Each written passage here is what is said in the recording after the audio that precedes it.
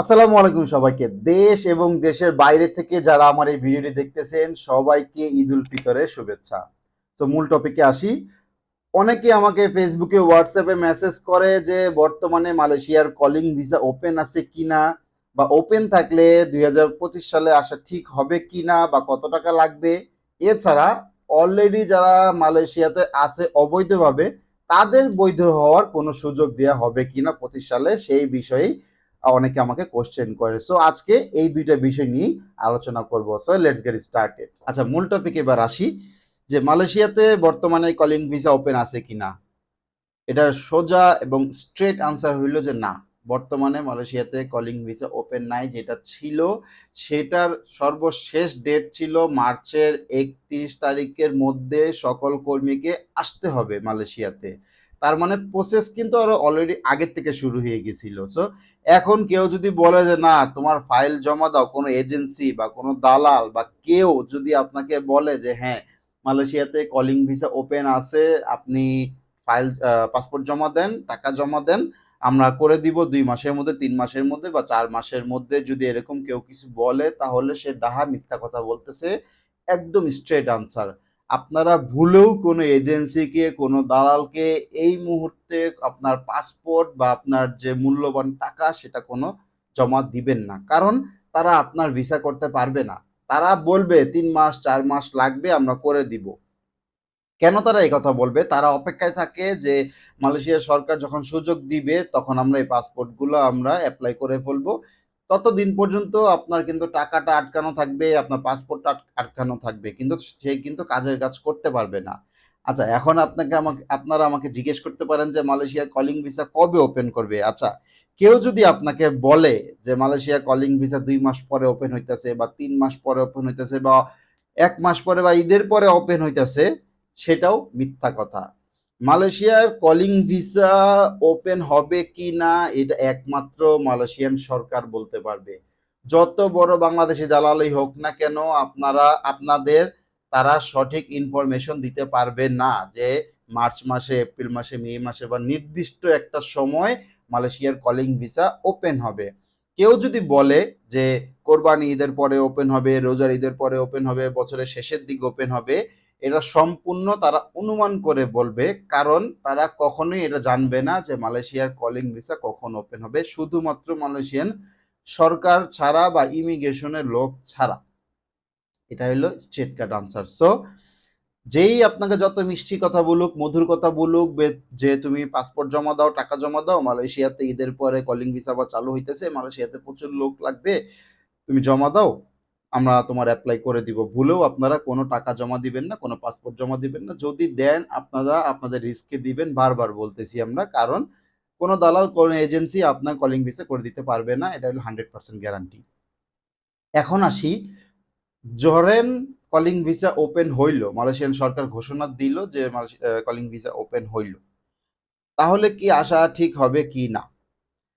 এই মুহূর্তে 2025 সালে মালয়েশিয়াতে আমি মনে করি না আসাই বেটার হবে। যে টাকা দিয়ে আপনারা আসবেন, কারণ আপনারা, আমি যতটুকু জানি, 5 লাখ 6 লাখ টাকার নিচে আপনারা আসতে পারবেন না। মিনিমাম 4.5 লাখ টাকা তো আপনাদের লাগবেই, যদি একদম পরিচিত মানুষও হয়। তারপর 4.5 লাখ টাকার নিচে আপনারা আসতে পারবেন না। 4.5 লাখ টাকা দিয়ে এসে আপনি কি সেটা কাভার করতে পারবেন এই মুহূর্তে 25 সালে?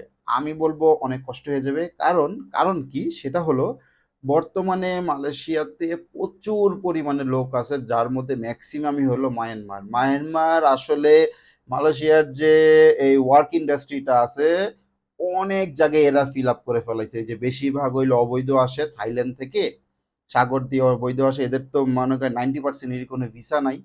আসে, এসে ওই যে অ্যাসাইলাম কেস মারে, অ্যাসাইলাম কেস করে ওই জাতিসংঘের কার্ড দিয়ে তারা এখানে চলতে থাকে। আর থাইল্যান্ডে মায়ানমার থেকে যে আসা লোকগুলা, তাদের কিন্তু বাংলাদেশ, চাইনিজরা অনেক পছন্দ করে। কারণ ওই যে নন মুসলিম, নন হালাল সেকশনে কাজ করতে পারে, বেতন কম দিতে পারে, ওদের তো আসলে কোনো চাহিদা নাই। কারণ ওরা তো পুরো ফুল ফ্যামিলি চলে আসে, দেশে যে টাকা পাঠাইতে হবে সেই চিন্তা নাই, এখানে খাইয়া পইরা চললেই হয়। আর ওরা খায় একদম অল্প।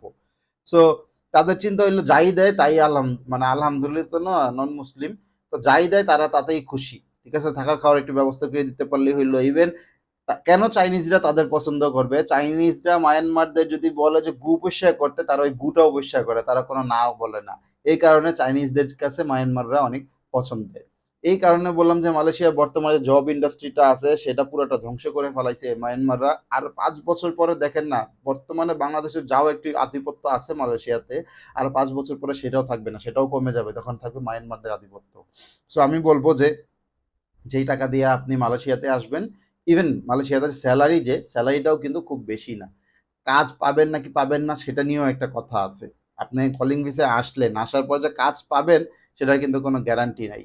সব এজেন্সি আপনাকে বলে দিবে হ্যাঁ কাজ পাবা, এই ফ্যাক্টরিতে কাজ পাবা, এই জায়গায় কাজ পাবা, কিন্তু আসার পরে দেখবেন যে কাজ পাইছেন ঠিকই, কাজ আপনার মন মতো হয় নাই, শারীরিক পরিশ্রম অনেক বেশি, বা ওভার টাইম কম, বা ছুটি বেশি। আপনি যে টাকাটা চিন্তা করে আসছেন যে প্রতি মাসে আমি এই টাকাটা কামাবো, এত টাকা আমার জন্য রাখবো খরচের জন্য, বাকি টাকা আমি দেশে পাঠাবো, সেই জিনিসটা যখন আপনি পাবেন না তখন কিন্তু আপনার মাথা গরম হয়ে যাবে যে এত কষ্ট করে এত টাকা দিয়ে আসে লাভ কি হইলো, তখন কিন্তু আফসোস করবেন যে এই টাকা দিয়ে অন্য কোনো দেশে গেলে হয়তো ভালো হইতো। সো এই জন্যই বলবো, বর্তমানে আপনার যদি দেশে টাকা পাঠানোর চিন্তা না থাকে, জাস্ট আপনি আসছেন একটা এক্সপিরিয়েন্স নেওয়ার জন্য, 2-3 বছর কাজ করবেন তারপর চলে যাবেন, তাহলে আপনি আসতে পারেন। এছাড়া আপনার টাকা যদি কেউ কম নেয়, 3 লাখ টাকার মধ্যে যদি আপনি আসতে পারেন তাহলে আমি বলবো যে আসতে পারেন। এছাড়া আমি বলবো যে অন্য যে মিডিল ইস্টের দেশগুলো আছে, সৌদি আছে, ওমান আছে, কাতার আছে, দুবাই আছে, এগুলো দেশে আপনারা ট্রাই করতে পারেন। বা আপনার বাজেট যদি একটু বেশি থাকে, 8 লাখ, 9 লাখ বা 10 লাখ টাকা থাকে, তাহলে যে আপনি ইউরোপের যে দেশগুলো আছে, বর্তমানে রোমানিয়া, সেনজেন আছে, রোমানিয়াতে আপনি 8-10 লাখ টাকা দিয়ে যাইতে পারবেন। এই রোমানিয়াতে একসময় আগে 6 লাখ টাকা দিয়ে মানুষ গেছে, এখন সেনজেন হওয়ার পরে দাম বেড়ে গেছে, 8 লাখ টাকা, 10 লাখ টাকা দিয়ে যাইতে পারবেন। সার্বিয়া আছে, সার্বিয়া যদিও সেনজেন না, বাট সার্বিয়াতে যাইতে পারবেন, বুলগেরিয়াতে যাইতে পারবেন। সো আমি বলবো এগুলো দেশগুলোতে যান, এগুলো দেশগুলোতে মালয়েশিয়াতে যে পরিশ্রম করবেন সেম পরিশ্রম কিন্তু ওই ইউরোপেও করবেন, বাট আপনি টাকাটা বেশি পাবেন। সো ডিসিশন হইলো আপনার, চিন্তা করেন। বাট আমাকে যদি বলেন, আমি বলবো না, বর্তমানে মালয়েশিয়া সরকার কোনো ঘোষণা দেয়নি যে কলিং ভিসা ওপেন হবে কি না বা কবে ওপেন হবে। আর যদি হয়ও তাহলে আপনি 10টা দিক চিন্তা ভাবনা করে তারপর সিদ্ধান্ত নেন যে আপনি আসবেন কি আসবেন না।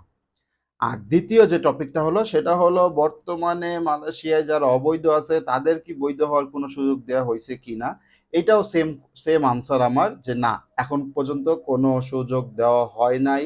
সরকার এখন পর্যন্ত কোনো কিছু বলে নাই যে 2025 বা 2024 যারা অবৈধ আছে তাদের এই বছর কোনো সুযোগ দেওয়া হবে, কারণ এখনো প্রচুর পরিমাণে অপরিস্থিতি চলতেছে, প্রচুর পরিমাণে অবৈধ লোক ধরতেছে। বলে নাই যে ঈদের পরে আমরা বৈধ হওয়ার সুযোগ দিব, বা ইভেন অনেক ফেক ডকুমেন্ট বের হয়েছে, অনেক বাঙালিরা অনেক ফেক ইমিগ্রেশনের নাম দিয়ে অনেক ফেক পেপার বের করছে ফেসবুকে, যেন মানুষরা তাদের টাকা দিতে পারে, পাসপোর্ট আটকায় রাখতে পারে।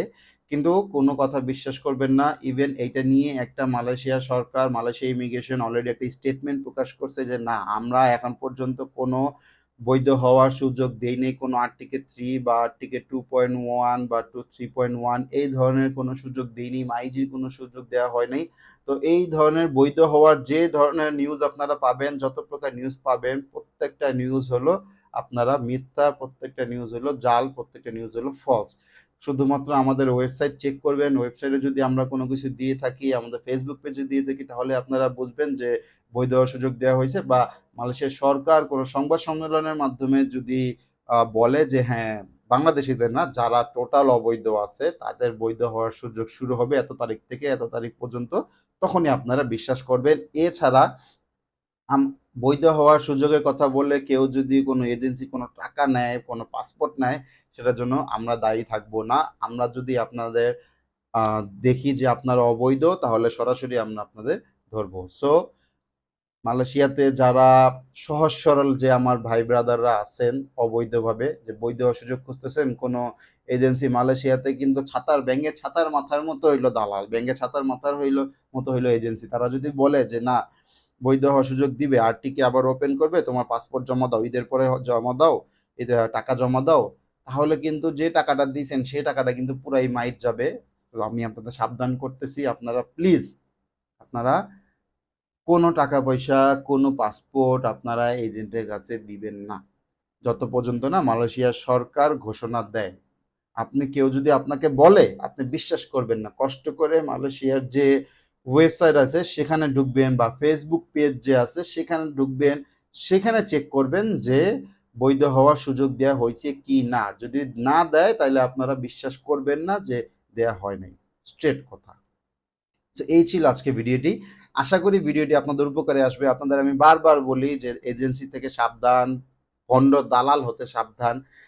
কারণ কষ্টের টাকা কামান, কষ্টের টাকাটা পানিতে ফেলবেন না। হাজারবার চিন্তা করে সব জায়গা যাচাই বাছাই করে তারপর আপনাদের কষ্টের পাসপোর্টটা জমা দিবেন, কষ্টের টাকাটা জমা দিবেন। কারণ একটি ভুল সারা জীবনে কান্না। সবাই ভালো থাকবেন, সুস্থ থাকবেন। আল্লাহ হাফেজ। আসসালামু আলাইকুম।